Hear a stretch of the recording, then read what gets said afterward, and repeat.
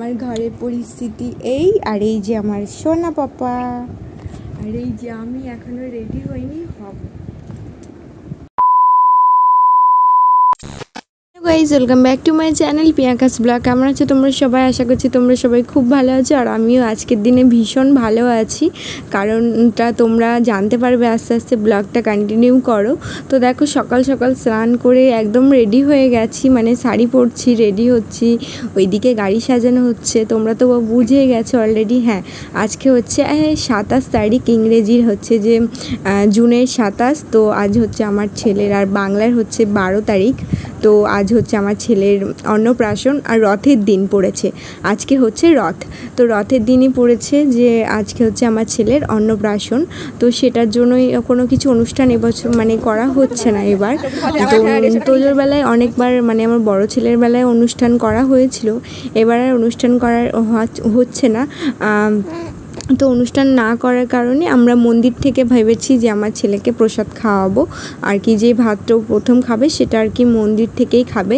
তো সেই কারণে আর কি সমস্তটা রেডি হয়ে আর কি বাড়ির আত্মীয় স্বজন মিলে আর কি বেরোচ্ছি আর মন্দিরের উদ্দেশ্যে। তো এখন দেখো আমাদের ঠাকুর ঘরে এসেছি, ঠাকুর ঘরে তো আসতেই হবে, প্রণাম করে নিয়ে ছোটোকে ওখানে শুয়ে দিয়ে ওকে আশীর্বাদ করে, তোজোকেও আমি ওখানটায় শুয়ে মানে ভালো করে প্রণাম করে নিলাম। এখন হচ্ছে বেরাবো মন্দিরে।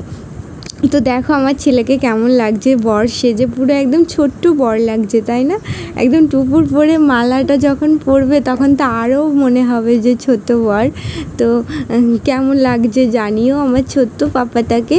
তো এখন হচ্ছে যাচ্ছি মন্দিরে, যাব। এই যে আমার ভাইও রেডি হয়ে গেছে, ভাই যেহেতু খাওয়াবে মামা, মানে মামাও, তো ভাই ভাতটা খাওয়াবে ওকে। তো ভাইকে আর আমার ছেলে দুটোকে একটু ছবি তুলে দিলাম। তো দেখো এখন হচ্ছে এই যে আমরাও টোটোতে উঠে পড়েছি, আর ওইদিকে দুটো টোটো করা হয়েছে। একটা টোটোতে বাজনা যাবে, আর একটা টোটোতে আমরা সবাই উঠেছি। আর হচ্ছে গাড়িতে তো আছে সবাই, আমার মা, কাকি, ননদ সবাই আছে, উঠেছে বলে আমি টোটোতে যাচ্ছি, কাকি আর আমি আর কি টোটোতে যাচ্ছি। আর ওই দেখো পিছনে আমাদের গাড়িটাও আসছে। তো তোমরা ব্লগটা কন্টিনিউ করো। আজকের ব্লগটা অনেক সুন্দর হয়েছে জানি, তোমরা অনেক দিন ধরে ওয়েট করে আছো ব্লগটার জন্য। তো সময়ের কারণে, আর যেহেতু তোমাদের পরপর এখন কন্টিনিউ ব্লগ ছাড়বো, তোমরা দেখতে থাকবে। তো এখন দেখো চলে যাচ্ছি মন্দিরে। তো বললাম না আজকে যেহেতু রথ, তো চারিদিকে এত সুন্দর মানে রথ হয়ে রাখা আছে সাজিয়ে। তো দেখো এখানেও মন্দিরে দেখছি একটা কত সুন্দর রথ রেডি করে রেখেছে আর কি, বিকেলে যাবে। আর এখানে প্যান্ডেল করা হয়েছে, এখানে আর কি জগন্নাথের মাসির বাড়ি করা হয়েছে, তো সে কারণেই আর কি ওখানে প্যান্ডেল করা রয়েছে। তো এই যে আমরা নেমে পড়েছি, আর আমার বাবু ধুতি পাঞ্জাবিটা না এর আগের দিন নিয়ে আসলাম, একটু না ছোট হয়ে গেছে, আমি না বুঝতে পারিনি ওর মাপটা, যেহেতু ওকে নিয়ে যায়নি, ও ছিল স্কুলে, তোমরা তো দেখেছো ব্লগটা। তো না পাঞ্জাবিটা একটু ছোট হয়ে গেছে, বুঝতে পারিনি। তো ভাবলাম চলো পরিয়ে দিই, যেহেতু ভাঙা হয়ে গেছে আর তো ফেরত হবে না, সে কারণেই পরিয়ে দিয়েছিলাম। আর আমার ছেলে আর কি ওটা পরে বেশিক্ষণ থাকতেও চায়নি, ওর সঙ্গে সঙ্গে পড়ার সঙ্গে সঙ্গে আর কি খোলার জন্য আর কি ব্যস্ত হয়ে যাচ্ছিলো, যে খুলে দাও এমনটা বলছিল। ও না ওইসব পরতে একটু ভালোবাসে না, মানে সুতির, আমার ছেলে নরম সুতির জামা ছাড়া অন্য কোনো জামা না ও পছন্দই করে না, ঠিকঠাক গায়ে রাখতেই চায় না, জানি না কেন এরকমটাই সবসময় করে। তো এই আসার সঙ্গে সঙ্গে কিছুক্ষণ পরেই বলছে নাকি জামাটা খুলে দেওয়ার জন্য। তো সে যাই হোক। তো দেখো মন্দিরে চলে এসেছি, প্রভুর হাতে আর কি থালা গ্লাস বাটি দিয়ে দিল মা যেটা নিয়ে এসেছিলাম, মানে আমার মামার বাড়ি থেকে দিয়েছে থালা গ্লাস বাটি, তো সেগুলো দেওয়া হয়ে গেল। আর এখানে দেখো পিসি আমাকে গিফট দিচ্ছিল। তো পিসি বলছে আমি কখন এসে বসে আছি, তোমরা এত দেরি করেছো, সত্যি আমাদের ভীষণ দেরি হয়ে গেছে, আর একটু আগে আসার দরকার ছিল আমাদের। তো দেখো দেরি হওয়ার কারণে মন্দিরের গেটটাও বন্ধ হয়ে গেছে, ঠাকুর দর্শন তো পেলামই না। তো কি বলবো, আর খুব খারাপ লাগছিল। তো এখন হচ্ছে আমার ছেলে ভাত খাবে, সেটার আর কি প্রস্তুতি চলছে। ঠাকুরমশাই মানে প্রভু আর কি ভাতটা রেডি করতে গেছে। আর এই দেখো বাবা আর বড় ছেলে আসছে, আর ওইটা ওর ধরে আছে কেন বলো তো, ওটা কুচি দেওয়া ধুতি, তো ওটা পায়ে ওর ঠেকছে বলে ওরকম ধরে ও হাঁটছে। তো নেক্সট পার্টে ভিডিওটা আমি দুটো পার্ট করেছি, যেহেতু এই পার্টে এত বড় ভিডিও পোস্ট করা যাবে না, আর তোমরাও দেখতে বোরিং হয়ে যাবে, সে কারণে আমি দুটো করে নিয়েছি, পার্ট 1, 2 করেছি। তো নেক্সট পার্টে তোমাদেরকে সমস্তটা শেয়ার করব। আর এই পার্টে তো তোমরা ভিডিওগুলো কন্টিনিউ দেখবে, তোমাদের ভালো লাগবে। তো এখন দেখো বাবুকে আর কি ঠাকুর মানে প্রভু আর কি কোলে নিয়ে নিচ্ছে, প্রভু কোলে নিয়ে আর কি ওকে যেটা করার সেটা করবে। তো তোমরা শোনো।